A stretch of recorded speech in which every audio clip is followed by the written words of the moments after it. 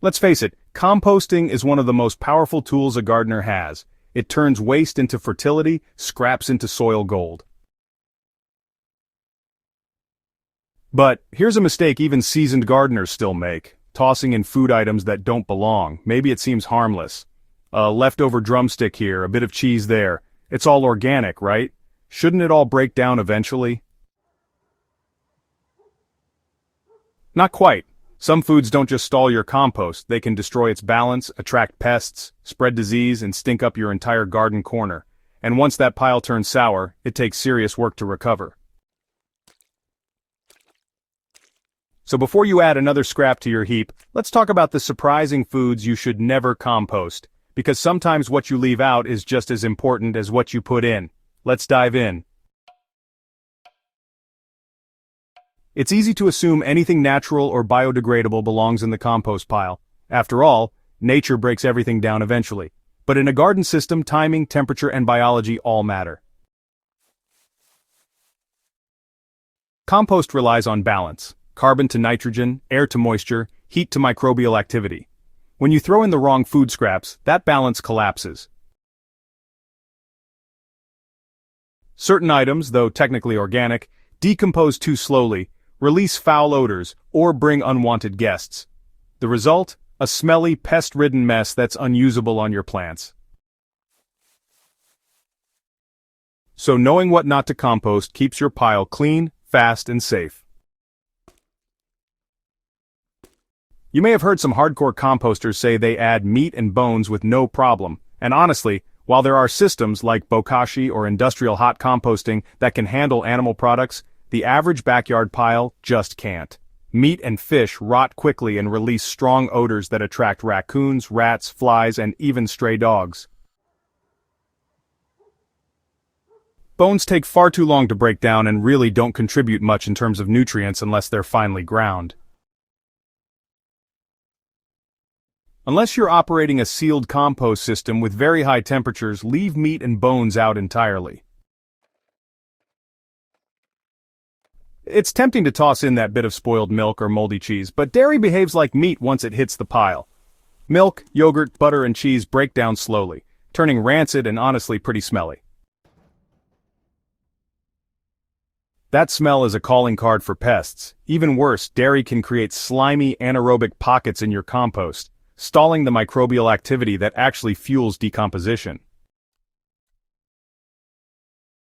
These pockets lack oxygen and become breeding grounds for the wrong kinds of bacteria. If you want your compost to stay balanced, dairy doesn't belong. Whether it's leftover cooking oil or a greasy napkin soaked in butter, fats do more harm than good in a compost pile. Oils coat the organic matter, forming a water-resistant barrier that prevents microbes from doing their job. This slows decomposition dramatically and often leads to odor buildup. Grease also creates moisture imbalances, making the pile too wet or clumpy. Compost piles need airflow and texture to break down properly. Oils destroy both. If your goal is healthy, crumbly compost, skip the fats entirely.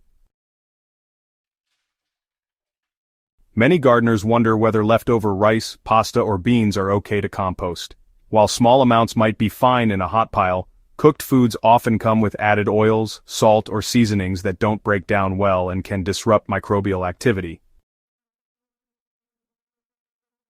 In large amounts, they're also magnets for flies and maggots. Processed snacks like chips, pastries, and sugary treats are even worse. They add preservatives and artificial ingredients that don't belong in your soil. Compost should feed life, not chemicals or confusion. While fruit scraps are fantastic for compost, high-sugar processed items like candy, syrups, and sweetened drinks are not. These attract ants, bees, and flies in droves, creating chaos in your compost zone. And because sugar ferments quickly, it can throw off the pH of your pile, turning a balanced system into an acidic mess. Always separate processed sugar items from natural ones. Apple cores and watermelon rinds? Great. Sticky candy wrappers and half-melted popsicles? better tossed in the trash. You know, it's tempting to clean up your garden and dump all your diseased leaves or blighted tomato vines into the pile, but honestly, this is a recipe for disaster. Unless your compost consistently reaches 140 degrees Fahrenheit or higher, and let's face it, most backyard systems don't, those pathogens survive. When you later spread that compost, you risk reinfecting your healthy plants. The same rule applies to pet waste. Cat and dog feces often contain harmful bacteria and parasites that aren't destroyed in standard composting, and are especially risky if you're using that compost on food crops. Herbivore manure, like from rabbits or chickens, is another story, but carnivorous pet waste? Yeah, just leave it out.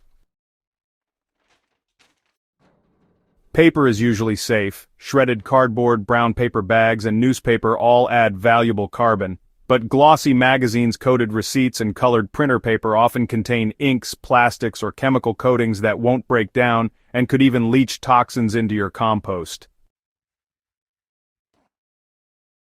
If it's shiny, waxy, or brightly colored, don't risk it.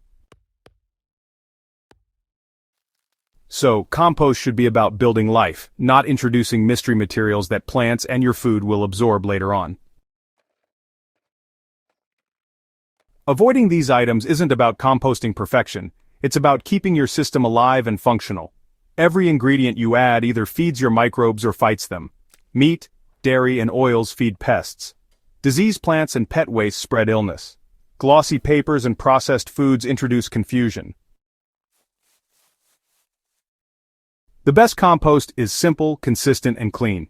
Stick to garden clippings, vegetable scraps, coffee grounds, eggshells, and natural paper, and your pile will reward you with rich, sweet-smelling compost that transforms your garden. If you've ever been unsure about what belongs in your compost, now you know. Composting isn't just about what you throw in. It's about protecting the living system that makes it all work. Leave out the troublemakers, feed the microbes right, and let nature handle the rest. If you found this guide helpful, be sure to hit that subscribe button and share this video with a fellow gardener. At Hydrohaven, we're all about smarter, simpler soil revival. And we've got plenty more secrets to share. See you in the next one.